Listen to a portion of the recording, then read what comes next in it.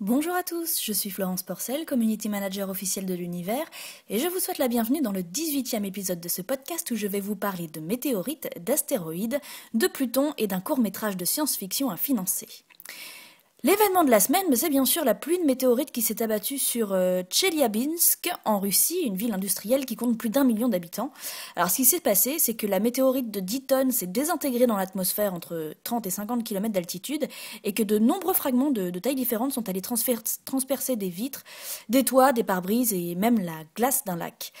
La bonne nouvelle, c'est qu'elle n'a fait aucune victime, mais 1200 personnes ont été blessées quand même. La moins bonne nouvelle, c'est qu'on l'a pas vue arriver, celle-là. Alors pour deux raisons d'ailleurs. La première parce qu'elle était trop petite, et la deuxième parce qu'elle arrivait du Soleil et qu'elle était donc noyée dans la lumière. Ce qui veut dire que tous les petits astéroïdes qui proviennent de cette région peuvent potentiellement devenir des météorites et nous tomber sur le coin du nez sans qu'on puisse le prévoir. Faut bien avouer que c'est pas trop rassurant. Mais quand même, on arrive à repérer les potentiellement très dangereux et c'est bien le principal, et notre ami 2012 DA14 dont je vous parlais la semaine dernière est passé sans encombre vendredi soir à 27 700 km de la Terre comme prévu et il est reparti directement vers d'autres cieux. J'ajoute que les deux événements ne sont pas du tout liés puisque les objets venaient de régions de l'espace très différentes et qu'entre les deux passages, la Terre a eu le temps de faire 2,5 millions de kilomètres dans l'espace quand même. Restons d'ailleurs dans les cailloux de l'espace avec deux tweets de la semaine pour le prix d'un sur le sujet. Le premier explique la différence entre astéroïde, météorite et météore. Je vous le traduis. Une météorite est un caillou de l'espace qui s'écrase sur la Terre. Un météore, c'est un caillou de l'espace qui se désintègre dans l'atmosphère, on appelle ça aussi une étoile filante.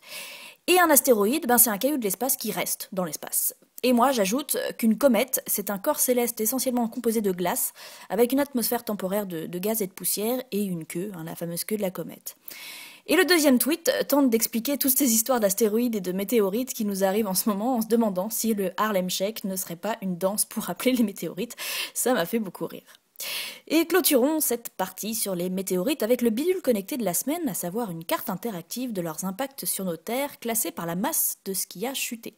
Par exemple, dans ma Champagne natale, on a eu droit à deux bons gros spécimens de respectivement 360 et 472 kilos. Belle bête, hein, et comme vous pouvez le voir, la vie de la Terre n'est pas un long fleuve tranquille. Mais partons un peu plus loin dans le système solaire pour l'info de la semaine, puisque nous nous dirigeons vers Pluton, dont les 4e et 5e lunes n'ont toujours pas de nom.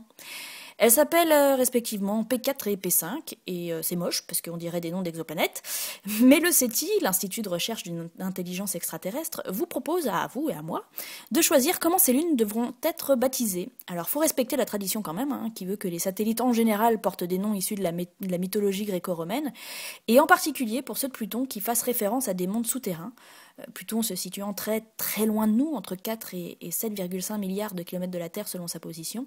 Il fait donc très froid et très sombre, comme des grottes ou nos abysses océaniques. Alors moi, perso, j'ai voté Hypnos et Thanatos. Je sais pas, ça sonnait bien dans mes oreilles. Voilà. Et vous avez jusqu'au 25 février pour vous manifester. Mais revenons un peu vers plus de chaleur et de lumière. Faisons un petit tour sur Mars, tiens, ça faisait longtemps, avec un panorama à 360 degrés pour fêter le premier forage de Curiosity, dont je vous parlais d'ailleurs la semaine dernière. Alors c'est d'une qualité et d'une précision incroyable encore, et je viens de passer 20 minutes dessus avant d'écrire ce paragraphe. C'est quand même un truc de malade, tu zoomes et tu peux compter les grains de sable, quoi. Bon, voilà. Non mais je m'en remets toujours pas, alors maintenant, quand j'aurais pas envie de faire un truc, au lieu de dire ouais j'ai piscine, j'ai poney, je dirais que j'ai balade sur Mars, c'est quand même vachement plus classe. Alors par contre, je suis pas sûre qu'ils soient bien au courant à la NASA, mais il y a pas de rue sur Mars. Ou alors, je sais pas, on m'aurait menti. Bon, enfin, j'irai sur place pour vérifier, sait-on jamais. Ou pas, enfin bref.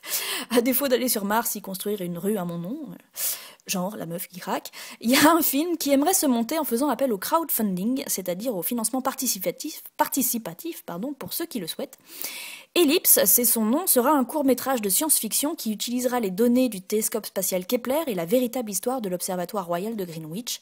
Alors ils ont besoin de 12 000 livres, et à l'heure où je vous parle, ils sont déjà à 29% du financement.